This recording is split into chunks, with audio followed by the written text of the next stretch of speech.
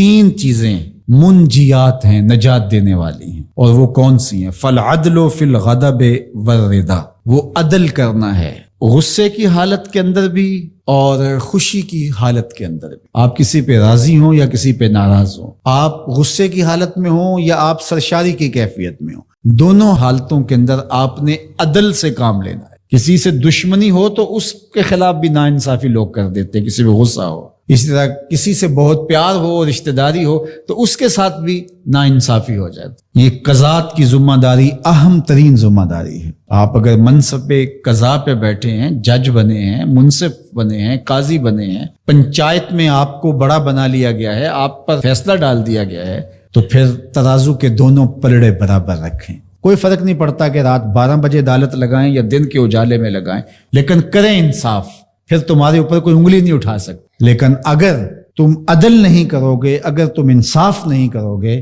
تو قیامت کے دن جو ظالم قاضی ہوگا اس کو لٹکایا جائے گا۔ تو اس لیے ارشاد فرمایا کہ جو نجات دینے والی چیزیں ہیں وہ غصے کی حالت کے اندر بھی اور خوشی اور سرشاری کی کیفیت کے اندر بھی عدل کرنا۔ ایک عربی مقولہ ہے، الملک یدوم بالکفر ولا یدوم بالظلم، ملک کفر کے ساتھ تو قائم رہ سکتے ہیں لیکن ظلم کے ساتھ قائم نہیں رہ سکتے۔ دنیا کے کتنے ملک ہیں جہاں نظام کفر کا ہے لیکن عدل پایا جاتا ہے تو وہ خوشحال ہے۔ لیکن لوگ نمازیں بھی پڑھتے ہوں، سجدے بھی کرتے ہوں، اعتکاف بھی بیٹھتے ہوں، حج جمرے بھی کرتے ہوں، لیکن عدالتیں انصاف نہ دیتی ہوں، سکون کبھی نہیں ہو سکتا۔ عدل انصاف اگر قائم ہے تو ملک طمانیت کے نور سے مالا مال ہوتا ہے، ملک ترقی کرتا ہے، ملک آگے بڑھتا ہے اور معاشرہ پرسکون ہو جاتا ہے اگر عدل و انصاف کا نظام موجود۔ تو اس لیے اللہ کے محبوب نے فرمایا 3 چیزیں نجات دینے والی، ان میں سے پہلی چیز کا ذکر کیا، غصے کی حالت کے اندر اور رضا کی حالت کے اندر عدل کے تقاضوں کو پورا کر۔ اللہ اکبر۔ والقصد فی الفقر والغنا، دوسری چیز فقر میں اور غنا میں، خوشحالی میں، آسودگی میں اور غربت میں، دونوں حالتوں کے اندر میانہ روی سے چلنا۔ یہ نہیں ہے کہ آپ کے پاس پیسے زیادہ آ گئے تو فضول خرچ بن جائیں، اور اگر جو ہے وہ حالات تھوڑے سے تنگ ہوئے ہیں تو بالکل ہی بخل کریں۔ دونوں حالتوں کے اندر میانہ روی کے ساتھ چلنے والا کبھی کنگال نہیں ہوتا۔ اللہ اکبر۔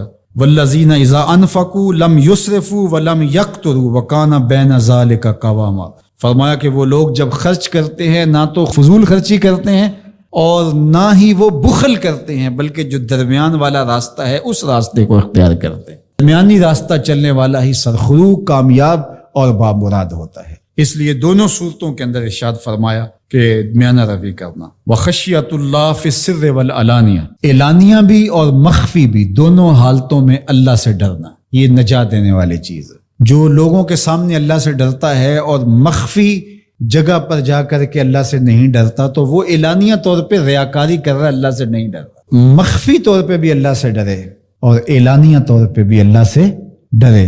ان الذین یخشون ربہم بالغیب لہم مغفرۃ واجر کبیر، جو اللہ تعالیٰ سے بن دیکھے ڈرتے ہیں، اللہ جل شانہ نے ان کے لیے مغفرت بھی رکھی ہے اور بہت بڑا اجر بھی رکھا۔ اور وہی حدیث جو میں نے آپ کے سامنے رکھی کہ 7 اشخاص قیامت کے دن عرش الہی کے سائے تلے ہوں گے، ان میں سے جو 7واں شخص ہے اس کا ذکر حضور نے ارشاد فرمایا، وَرَجُلٌ ذَكَرَ اللَّهَ خَالِيًا فَفَاضَتْ عَيْنَاهُ، وہ شخص جو تنہائی میں بیٹھا اور اللہ کو یاد کرنے لگا اور اس کی آنکھیں آنسوؤں کا خراج دینے لگی، اللہ کے خوف سے اس کی آنکھوں سے آنسو ٹپکنے لگے، تو فرمایا قیامت کے دن جب کوئی سایہ نہیں ہوگا اللہ اس شخص کو اپنے عرش کا ٹھنڈا سایہ عطا۔ تو لوگوں کے سامنے آنسو بہانا اور تنہائی کے اندر آنکھوں کو نوری نصیب نہ ہو تو یہ ریاکاری ہے، اور ریاکاری تو ایک ایسا جرم ہے، ایک ایسا گناہ ہے جس کو شرک اصغر کہا گیا۔ کسی گناہ کو شرک نہیں کہا گیا سوائے ریاکاری، تو ریاکاری کو شرک اصغر کہا گیا۔ تو اعلانیہ طور پہ بھی اللہ سے ڈرو اور مخفی طور پہ بھی اللہ سے ڈرو، لیکن اگر خلوت اور جلوت میں فرق ہے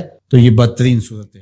تو حضرت معاذ بن جبل رضی اللہ تعالی عنہ کہتے ہیں کہ صبح کے خوبصورت لمحے اور حضور کی قربت اور سفر کی گھڑیاں، اور چل بھی رہا تھا میں آقا کریم علیہ السلام کے ساتھ ساتھ، تو موقع غنیمت جانا تو میں نے کہا کہ اے اللہ کے پیارے رسول صلی اللہ علیہ وآلہ وسلم، مجھے آپ کی قربت میسر آئی ہے تو اس موقع سے میں فائدہ حاصل کرتے ہوئے آپ سے سوال پوچھنا چاہتا ہوں، اور وہ یہ کہ مجھے کسی ایسے عمل کے بارے بتا دیجئے جو عمل مجھے جنت میں داخل کر دے اور جہنم سے دور کر دے۔ تو حضور علیہ السلام نے اس سوال پر ان کی تحسین فرمائی، فرمایا تو نے بہت بڑا سوال کیا ہے، اس کا جو جواب ہے کہ جنت نصیب ہو اور مجھے جہنم سے نجات ملے تو یہ اتنا آسان کام نہیں ہے، یہ بڑا مشکل کام ہے، لیکن جس پر اللہ آسان کر دے اس کے لیے مشکل نہیں ہے۔ یعنی جنت آسانی سے نہیں ملتی، جہنم سے بچنا بھی اتنا آسان نہیں ہے، بہت سارے گناہوں سے بچنا پڑتا ہے، لیکن اللہ جس کے لیے آسان کر دے اس کو نیکی کی توفیق دے دیتا ہے اور برائی سے اس کو بچا لیتا ہے۔ اگر تو چاہے کہ جنت میں جائے اور جہنم سے نجات ملے تو تمہیں اللہ پر ایمان بھی لانا پڑے گا، اور ایسا ایمان جس میں شرک کی آمیزش تک نہ ہو، اسی کی عبادت تیری زندگی کا مقصود ہو، اور نماز بھی ادا کرنا ہوگی، زکوٰۃ بھی دینا ہوگی، روزے بھی رکھنے پڑیں گے، اور تجھے حج بھی کرنا پڑے گا۔ جنت میں داخلے کے لیے یہ شرائط ہیں کہ تم یہ کام کرو گے۔ پھر ارشاد فرمایا میں تمہیں بھلائی کے دروازے ہی نہ بتا دوں۔ ارشاد فرمایا الصوم جنہ، روزہ ڈھال ہے۔ ڈھال آپ سمجھتے ہیں، اگر آپ لوگوں نے ڈھال نہیں دیکھی ہوئی تو آج کے زمانے کے اندر تو سب لوگوں نے جو ہے وہ ڈھال دیکھ لی ہے، چونکہ اس وقت ترکی نے اس طرح سے اپنے کلچر کو اور اپنی تہذیب کو جدید ذرائع ابلاغ کے ذریعے لوگوں تک پہنچایا ہے کہ اب 800-700 سالہ پرانی چیزیں بھی ہمارے سامنے آ گئی ہیں، ورنہ ہم یہ باتیں کیا کرتے تھے تو لوگ ان باتوں کو سمجھا نہیں کرتے تھے، چونکہ اس کا کوئی نمونہ اور شکل موجود نہیں تھی۔ جب دشمن تیر پھینکے تو تیر سے بچنے کے لیے وہ لوہے کا پتلا جو آگے کر دیا جاتا ہے، جو تیر کو اپنے اوپر روک لیتا ہے، اس کو عربی میں جنہ اور اردو میں ڈھال کہا جاتا ہے۔ تو آقا کریم نے فرمایا روزہ ڈھال ہے، تو گویا جہنم کی آگ سے بچانے کے لیے جو ہے وہ روزہ کام دے گا۔ والصدقۃ تطفئ الخطیئۃ، یہ گناہوں کو مٹا ڈالتا ہے، جس طرح کہ آگ کو پانی بجھا ڈالتا ہے، تو اس طرح جب صدقہ دیا جاتا ہے تو جو گناہ ہوتے ہیں وہ ایسے مٹتے ہیں کہ لگتا ہے یہاں گناہ تھے ہی نہیں۔ آگے ارشاد فرمایا رات کے پیٹ میں نماز ادا کرنا، یعنی تہجد کی نماز ادا کرنا۔ پھر حضور علیہ الصلوۃ والسلام نے یہ آیت پڑھی تتجافی جنوبہم عن المضاجع، ان کی کروٹیں بستروں سے الگ رہتی ہیں، خوف اور طمع میں وہ اللہ کو پکارتے ہیں اور وہ رات کو جاگتے ہیں، ان کی کروٹیں بستروں سے الگ رہتی ہیں۔ حتی بلغ یعملون، یہ آیت پڑھتے ہوئے آخر تک حضور نے تلاوت فرمائی، تو فرمایا جس طرح صدقہ آگ کو بجھا دیتا ہے، اس طرح پچھلے پہر کی نماز، تہجد کے سجدے بھی اللہ جل شانہ کے غصے کو ختم کر دیتے ہیں اور جہنم کی آگ کو مٹا ڈالتے ہیں۔ پھر حضور نے ارشاد فرمایا کہ میں تمام امور کی جڑ نہ بتا دوں کیا ہے، جتنے بھی معاملے ہیں اس کی جڑ ہی نہ بتا دوں۔ میں نے جھولی پھیلا کے کہا حضور کیوں نہیں، خیرات ڈالیے، تو حضور نے ارشاد فرمایا راس الامر الاسلام، سارے امور کی جڑ اور بنیاد سر اسلام ہے۔ اگر اسلام ہے تو عمل قابل قبول ہے، اور اگر اسلام ہی نہیں ہے تو پھر جتنے مرضی نیک عمل کرتے رہیں، جتنا مرضی پانی ڈالیں، جتنی مرضی کھاد ڈالیں، تو اگر جڑ ہی نیچے سے کٹی ہوئی ہے تو درخت ہو پائے گا؟ کبھی بھی نہیں ہو پائے گا۔ تو کہا جڑ اسلام ہے، اس لیے عقیدے کی صحت عمل کی قبولیت کی ضمانت ہے، تو تمام امور کی جڑ اور بنیاد اور سرا اسلام ہے، اور اس کا ستون نماز ہے۔ اور صحابہ نماز کے جس طرح پابند رخوگر تھے، تو وہ تاریخ کی روایات آپ دیکھ سکتے ہیں، آپ کو ایک صحابی بھی بے نماز نہیں ملے گا۔ وَذِرْوَةُ صَنَامِهِ الْجِهَاد، اور کوہان کی بلندی، چوٹی اسلام کی، وہ جہاد ہے۔ جہاد سے اسلام کو سر بلند کیا جا سکتا ہے۔ اسلام کا چھٹا رکن ہے جہاد، اور ہمیں جہاد کی ترغیب بھی دی گئی، اور قیامت تک یہ جہاد جاری بھی رہے گا اور کبھی بھی ختم ہونے کا نہیں ہے۔ ہاں اس کے اصول و ضوابط ہمیں دیے گئے، جہاد کے نام سے فساد فی الارض نہ کیا جائے، لیکن جہاد کا انکار اسلام کا انکار ہے۔ یہ اسلام کی چوٹی ہے، ذروۃ و سنام کہا گیا، یہ کوہان کی بلندی ہے۔ تو حضور علیہ السلام نے آخر میں فرمایا کہ میں تمہیں سارے معاملات کی جڑ ہی نہ بتا دوں، خلاصہ ہی نہ بیان کر دوں؟ قلت بلا یا نبی اللہ، میں نے کہا اے اللہ کے نبی کیوں نہیں؟ فاخذ بلسانہ، حضور نے اپنی مبارک زبان کو پکڑا، فقال، اور فرمایا کف علیک ھذا، کہا اس کو روک لے، اس کو کنٹرول کر۔ تو کہتے ہیں میں نے کہا اے اللہ کے پیارے محبوب صلی اللہ علیہ وسلم، جو ہم باتیں کرتے ہیں اس سے بھی مواخذہ ہوگا؟ یعنی عمل پر تو پکڑ ہوگی، لیکن جو ہم زبان سے بات نکال دیتے ہیں تو کیا اس بات پر بھی مواخذہ ہوگا؟ تو حضور علیہ السلام نے ارشاد فرمایا کہ لوگ منہوں کے بل یا ٹھوڑیوں کے بل جہنم میں ڈالے جائیں گے، یہ ان کے بولے ہوئے بولوں کی وجہ سے ہوگا، ان کی زبان کی کمائی کی وجہ سے ہوگا۔ اپنی زبان کی حفاظت کرو تو جنت کا داخلہ مل جائے گا۔ تو گویا زبان کی حفاظت سے لے کر کے اللہ کے حضور سجدے تک اور اللہ کی عبادت تک، یہ ہے وہ نصاب جو جنت میں جانے کا ہے۔ اللہ ہم سب کو 5 گانا باجماعت نماز کی توفیق دے، اللہ ہمیں توفیق حج کی نصیب کرے، اللہ ہمیں رمضان المبارک کے روزے رکھنے کی توفیقات سے مالا مال کرے، اللہ اپنی راہ میں جد و جہد اور جہاد کی توفیق سے مالا مال کرے، اور اللہ ہمیں ہماری زبان کی حفاظت کی توفیق دے تاکہ ہم خیر کی راہوں کے مسافر رہیں۔ گھر میں بیٹیاں جوان ہیں، کوئی رشتہ اس لیے نہیں پوچھنے آتا کہ ان کے پاس دینے کے لیے کچھ نہیں ہے، اور باپ مزدوری کر کر کے بمشکل گھر کا چولہا گرم رکھتا ہے، اور بیٹیاں ان کے سر میں چاندی اتر رہی ہے، تو وہ باپ کتنا پھنسا ہوا ہے، اس کی گردن کتنی جکڑی ہوئی ہے۔ اور اگر کسی کے پاس رقم ہو اس کی ضروریات سے زیادہ اور وہ اس کا رشتہ دار بھی لگتا ہو، تو اس کو سوچنا چاہیے کہ میں اس کی مدد کروں یا نہ کروں۔ اس کو کیلکولیٹر لے کے حساب کرنا چاہیے کہ یہ میرا بھائی ہے، یہ میرا بھانجا ہے، یہ میرا بھتیجا ہے، یہ میرے چچا کا بیٹا ہے، یہ میری پھوپھی کا بیٹا ہے، یہ پھنسا ہے، اس کی بیٹیاں جوان ہیں، کوئی وسیلہ ہی نہیں ہے، بمشکل گھر کے اندر کھانا پورا ہوتا ہے، اور بیٹیاں گھر کی دہلیز میں بوڑھی ہو رہی ہیں، اور اس کے پاس دولت کے انبار ہیں، اور یہ سوچے گا۔ اللہ فرماتا ہے یہاں بغیر سوچنے کے چھلانگ لگانی پڑے گی، یہاں نفع نقصان نہیں دیکھنا پڑے گا، یہاں کساد بازاری کا نہیں سوچنا پڑے گا۔ فَلَقْتَحَمَ الْعَقَبَةَ، یہ بغیر سوچے سمجھے کودا کیوں نہیں ہے، یہ مشکل گھاٹی چڑھا کیوں نہیں ہے؟ وَمَا أَدْرَاكَ مَا الْعَقَبَةُ، یہ جانتا ہے کہ مشکل گھاٹی کیا ہے؟ فَكُّ رَقَبَةٍ، کسی پھنسے ہوئے کی گردن کو چھڑانا ہے، کسی مشکل میں پھنسے ہوئے لوگوں کی مدد کرنا۔ تو اب یہ سوچے گا کہ ابھی تو میں نے فلاں پلاٹ بھی خریدنا ہے، ابھی یہ بھی کرنا ہے، ایک فیکٹری نہیں لگانی ہے میں نے تو اس کے لیے رقم جمع کر، کیا یہ ضرب تقسیمیں دے گا؟ کہا اگر اسلام کا نور سینے میں اترا ہوا ہے تو اپنے بھائی کی مصیبت کو دیکھ لے گا جب، اور وہ جانتا ہے یہ واقعی پھنسا ہوا ہے، تو پھر اس گھاٹی میں چھلانگ لگاتے ہوئے وہ دائیں بائیں نہیں دیکھے گا، وہ فوراً چڑھ دوڑے گا اور فوراً فیصلہ کرے گا تاکہ دکھی کو مصیبت سے نکال سکے۔ فَكُّ رَقَبَةٍ، کسی پھنسے ہوئے کی گردن کو چھڑانا، کسی مشکل میں پھنسے ہوئے لوگوں کی مدد کرنا ہے۔ او اطعام فی یوم ذی مسغبہ، یا بھوک کے دن کھانا کھلانا ہے۔ لاک ڈاؤن لگ گیا، لوگ ترس گئے، فاقے آ گئے، گھر میں بہت پڑا ہوا ہے، تو یہ سوچا جائے گا کہ میں نے تو 3 سال کے لیے رکھا ہے اور یہ بندہ ریڑیاں رگڑ کے مر رہا ہے، اگر میں اس کو دے دیا تو 3 سال کے بعد تو میرے پاس کچھ نہیں ہوگا۔ یہ بات سوچنے کی نہیں تھی کہ 3 سال بعد میرے پاس کیا ہوگا۔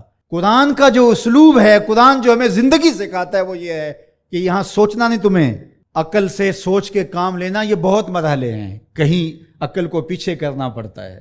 اقبال نے کہا تھا بہتر ہے کہ دل کے پاس رہے چراغ عقل، بہتر ہے کہ دل کے پاس رہے چراغ عقل، لیکن کبھی کبھی اسے تنہا بھی چھوڑ دے۔ کبھی ایسا بھی موقع آتا ہے کہ پھر اس کو پیچھے کرنا پڑتا ہے۔ یہ اپنا نفع نقصان، اپنی ضربیں تقسیمیں نہیں کرنی ہوتی کہ میں نے تو 3 سال کا بجٹ رکھا ہے اور ہمسایہ فاقوں سے مر رہا ہے اور بندہ کہ سال کے میرے تو پورے ہیں، وہ یوں جمع تقسیم کرتا رہے۔ یہ مشکل گھاٹی ہے، تو کہا اس کو یہ مشکل گھاٹی چڑھنا ہوگا۔ وما ادراک ما العقبہ، جانتے ہو مشکل گھاٹی کیا ہے؟ فک رقبہ، کسی پھنسے ہوئے کی گردن کو چھڑانا ہے۔ او اطعام فی یوم ذی مسغبہ، بھوک کے دن کسی کو کھانا کھلانا ہے۔ یتیما ذا مقربہ، کسی قریبی یتیم کی مدد کرنا ہے۔ او مسکینا ذا متربہ، یا خاک نشین مسکین کی مدد کرنا ہے۔ یہاں جو لفظ قرآن نے استعمال کیا نا، یتیما ذا مقربہ، قریبی یتیم، تو کیا اس کا مفہوم یہ نکلتا ہے کہ جو دور کا یتیم ہے اس کی مدد نہیں کرنی؟ نہیں، بلکہ علماء تفسیر نے یہاں نقطہ بیان کیا کہ بندہ دور پار کے یتیموں اور غریبوں کی مدد کرتا ہے اور ان کی تصویریں بھی کھنچوا لیتا ہے دورے موجود میں، اور داد بھی لے لیتا ہے اور سخی بن کے سامنے آ جاتا ہے، لیکن یتیم خاندان کے اندر ہو تو ان کی مدد کر کے بندہ نمائش نہیں کر سکتا کہ میں نے اپنے بھتیجے بھانجے کے ساتھ یہ کیا ہے۔ جو بندہ نفس کا غلام بن جاتا ہے اس کے لیے مشکل ہو جاتا ہے، تو اس لیے اللہ تعالیٰ نے یہاں جو لفظ بیان فرمایا یتیمن ذا مقربہ، قریبی یتیم کی مدد کرنا، او مسکینن ذا متربہ، یا خاک نشین مسکین کی مدد کرنا۔ کچھ لوگ، انہیں پتہ ہے ہماری ہمسائیگی کے اندر ان کے ہاں نان شبینہ بھی نہیں ہے، تو وہاں جو ہے وہ مہینے میں 500 روپیہ دیں گے اور 500 روپیہ دے کے یہ سمجھیں گے کہ ہم نے حق ادا کر دیا۔ ان کی ضرورت کو آپ نے پورا کرنا تھا۔ مختلف لوگوں کو تو آپ کروڑوں روپے بانٹ رہے ہو اور آپ کی فیکٹری میں جو ملازمت کر رہے ہیں آپ ان میں کتنوں کو جانتے ہو کہ مشکل سے اس 15,000 روپے سے اس کا گھر چلتا ہے اور اس کی بہنیں جوان ہیں اور یہ بیچارہ اوور ٹائم بھی لگاتا ہے پھر بھی گھر کا خرچہ پورا نہیں ہوتا؟ تو تم باہر جو کروڑوں روپے دے رہے ہو تو بہتر نہیں تھا کہ اپنے اس مزدور کی تم مدد کر دیتے؟ اللہ ہم سب کو سورہ البلد کے مضامین پر غور و تأمل کی توفیق دے۔ فرمایا کلمتان حبیبتان الی الرحمن، تو یہ جو سجا قائم ہوا ہے تو یہ حضور کی زبان کی فصاحت ہے، حضور کی بلاغت ہے، حضور کی زبان کی سلاست ہے، حضور کی زبان کا حسن ہے، حضور کی زبان کا جمال ہے، حضور کی زبان کی خوبصورتی ہے۔ وہ بولیں تو پھول جھڑتے ہیں، وہ مسکرائیں تو پھول جڑیاں پھوٹتی ہیں، وہ دہن جس کی ہر بات وہی ہے خدا، اونچائے علم و حکمت پہ لاکھوں سلام۔ تو اس لیے یہ سجا ہے کلمتان حبیبتان الی الرحمن، نشہ نہیں آنے لگتا اس کو پڑھتے ہوئے۔ اللہ اکبر۔ تو اللہ کے محبوب فرماتے ہیں کہ دو کلمے اللہ کو بڑے محبوب ہیں، خفیفتان علی اللسان، وہ زبان پر بھی بڑے ہلکے ہیں، ثقیلتان فی المیزان، لیکن ان کا وزن میزان پر بہت زیادہ ہے، ثقیل ہے میزان کے اوپر۔ یہ خبر مقدم ہے اور اس کا مبتدائی مؤخر بعد میں آ رہا ہے۔ اور عرب یہ کرتے ہیں کہ جب کسی چیز کی تشویق پیدا کرنی ہو، شوق پیدا کرنا ہو، تو پھر خبر کو مقدم لاتے ہیں مبتدا سے۔ اس کا مطلب کیا ہے کہ وہ شوق پیدا ہو۔ اب آپ کو سننے کے لیے بےتابی ہے نا کہ وہ کون سے کلمے ہیں۔ اب کلمے وہ مبتدا تھے اور یہ جو پہلے ہے یہ خبر ہے، خبر پہلے دے دی، مبتدا بعد میں آ رہا ہے۔ اور اگر آپ کی توجہ ہو، وہ مبتدا بھی تو بعد میں آیا تھا۔